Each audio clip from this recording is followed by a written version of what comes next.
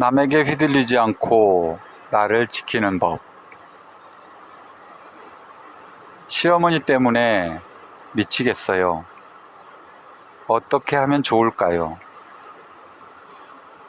며느리가 나한테 어떻게 그럴 수 있어요? 나 같은 시어머니가 어디 있다고.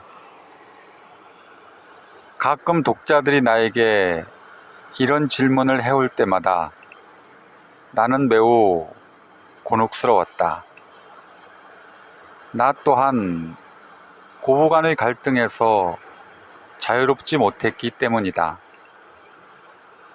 내 시어머니는 남자와 여자가 같은 상에서 밥을 먹는다는 것을 생각조차 해본 적이 없는 분이었다.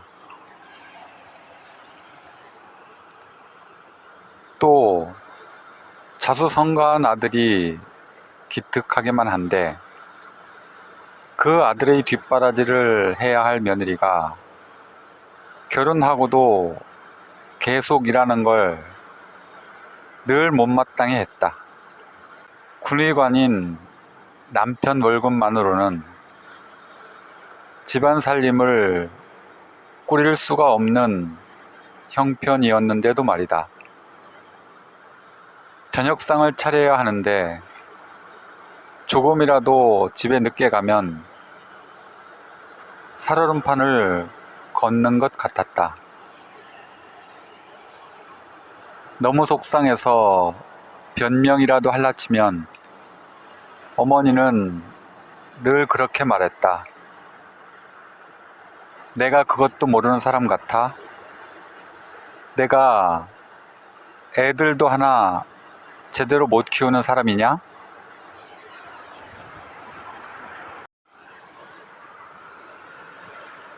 어느 날엔가는 딸의 머리를 자르고 들어왔는데 시어머니가 갑자기 버럭 화를 냈다. 손녀의 머리를 따주는 게 당신의 낙인데 며느리가 감히 손녀의 머리를 단발로 잘라버렸기 때문이다. 그 일로 시어머니는 사흘 동안 벽을 보고 누워서 식사를 거부했다. 그동안 나는 계속 잘못했다고 빌어야만 했다. 기가 막혔다. 내가 뭘 그렇게 잘못했기에 이렇게까지 시어머니에게 구박을 받아야 하는지 이해가 되지 않았다.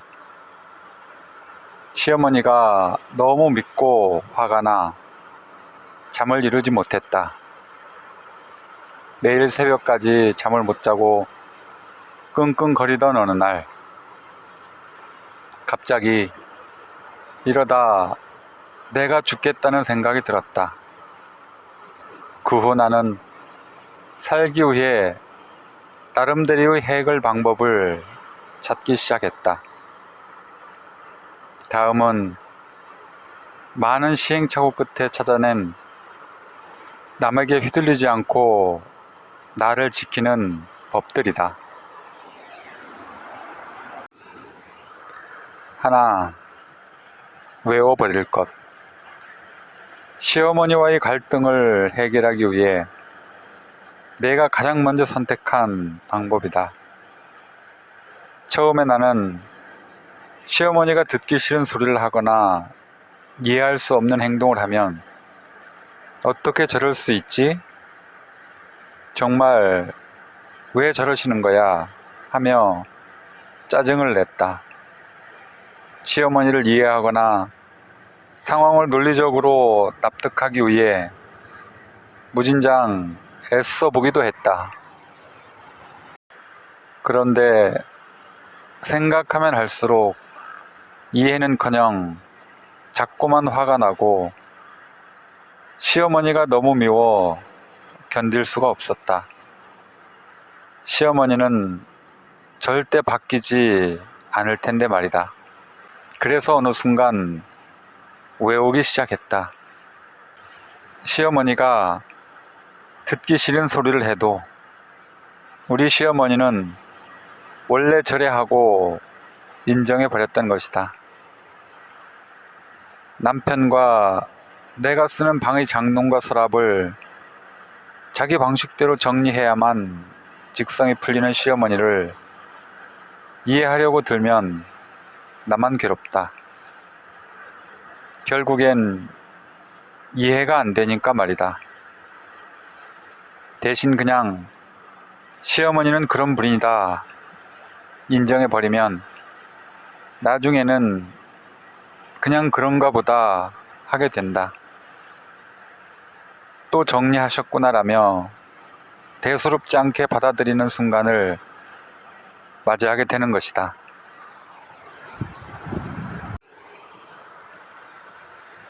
그래서 나는 엄마 때문에 고민하는 환자에게도 똑같은 처방을 내렸다.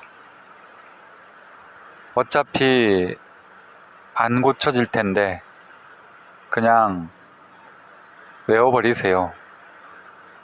외우다 보면 시어머니가 이런 상황에서는 이렇게 말할 텐데 저런 상황에서는 이런 행동을 보일 텐데 하는 패턴을 발견하게 된다. 그러면 더 나아가 어떤 말을 할지 예측이 가능해진다. 그 경지에 달하면 신기하게도 더 이상 상처를 받지 않게 된다. 시어머니가 뭐라고 해도 아, 예 하며 은근슬쩍 넘기게 되고 시어머니가 곧 화를 낼 것 같으면 미리 선수쳐서 다른 이야기를 꺼내 갈등 상황을 피하게도 되었다. 그러려니 인정하고 받아들이는 것이 부정적으로 보일 수도 있지만 나는 오히려 그것이야말로 나를 지키는 최소한의 방법이라고 생각한다. 만약 갈등 상황에서 저 사람 왜 저래? 라며 열을 내게 되면 오히려 나를 잃어버리고 그에게 휘둘리게 된다. 그러니 안 고쳐질 사람인데 계속 얼굴을 보고 살아야 한다면 그냥 외워버리는 게 낫다.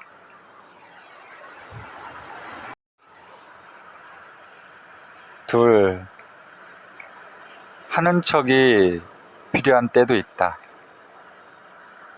사람들은 하는 척을 굉장히 싫어한다. 솔직하지 못하고 가식을 떠는 행위로 생각해서다. 왜냐하면 보통 하는 척은 내 자존심을 누르고 남들에게 맞춰주거나 인정받고 싶을 때 하게 되는 행동이기 때문이다. 그런데 나는 그것이 나쁘게만 보이지 않는다. 하는 척이 솔직하지 않은 것은 맞다. 그래서 나와 아주 가까운 사람이 내 얘기를 듣는 척 할 뿐 속으로는 딴 생각을 하고 있으면 화가 나고 힘들어도 괜찮은 척하면 서운함을 느끼게 된다. 하지만 일 때문에 만난 사람들은 애초에 마음을 나누고 서로 친해지기 위해 만난 사이가 아니다. 그런 관계에서는 서로의 이익에 따라 관계 자체가 유동적으로 변하기 때문에 관계를 원만하게 가져가는 것이 좋다. 사람들에게까지 내 속마음을 솔직하게 내보이는 것은 결코 바람직한 행동이 아니다. 속으로는 싫어도 그걸 굳이 밖으로 내색할 필요는 없다는 말이다.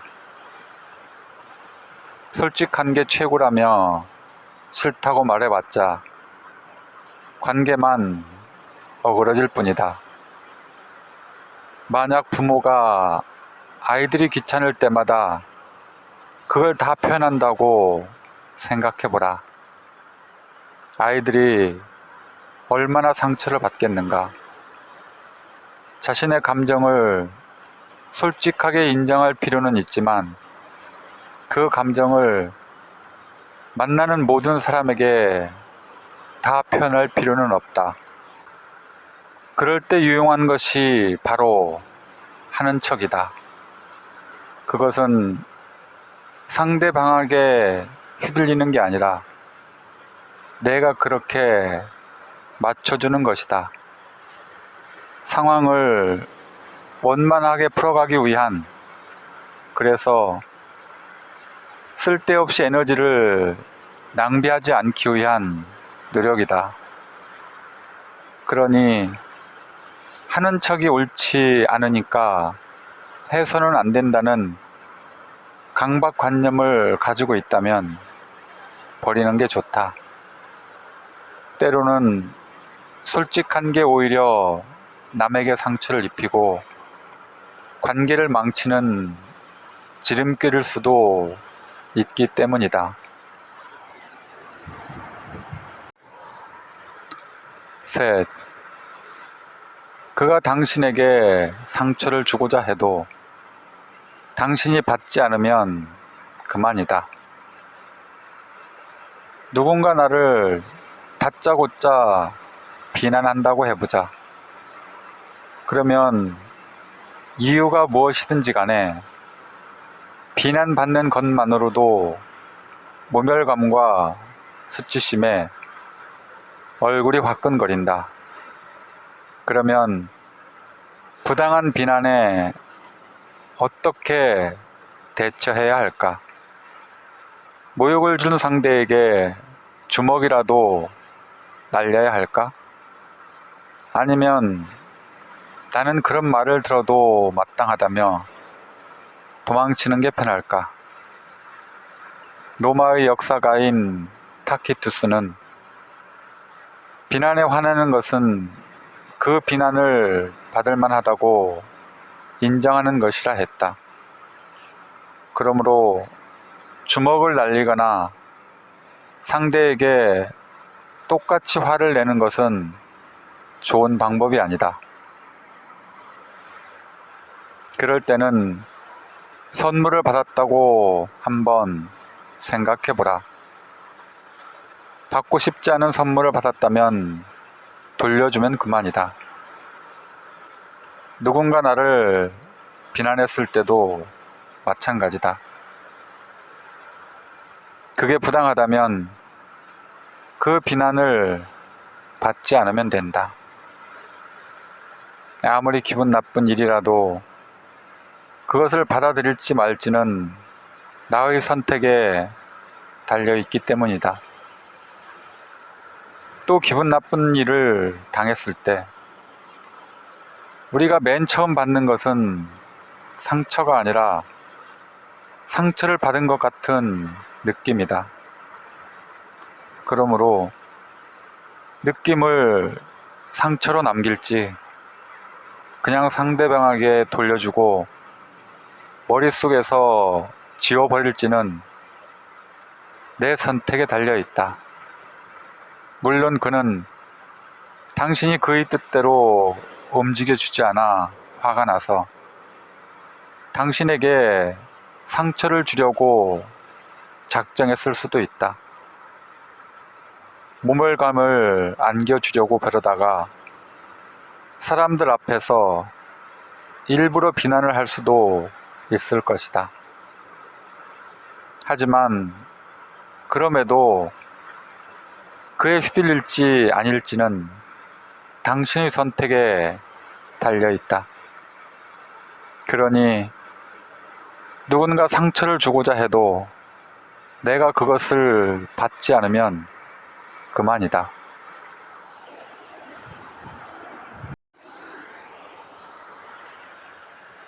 네, 더 이상 그가 당신을 함부로 대하지 못하게 할 것. 그가 당신의 인생에서 중요한 사람이 아니라면 더 이상 고민하지 마라. 자책하지도 마라. 그가 당신을 함부로 대한다고 해서 당신이 못난 존재가 되는 것은 결코 아니다. 오히려 딱히 잘못을 한 것도 없는데 그가 당신을 괴롭힌다면 그가 못난 것이다. 그리고 그가 당신을 함부로 대하지 못하게 만들고 싶다면 그와의 관계를 풀기 위해 너무 애쓰지 말고 거기에 쓸 에너지를 당신을 업그레이드 하는데 썼으면 좋겠다. 기술을 연마하고 실력을 키우는데 집중해서 그 사람 위로 올라가 버리는 것이다. 그러면 그는 설령 뒷담화를 할지언정 앞에서 대놓고 당신을 함부로 대하지는 못할 것이다. 게다가 어떤 이유로든 당신 자신의 실력을 키우는데 집중하면 그것이야말로 당신을 지켜줄 든든한 버팀목이 되어줄 것이다.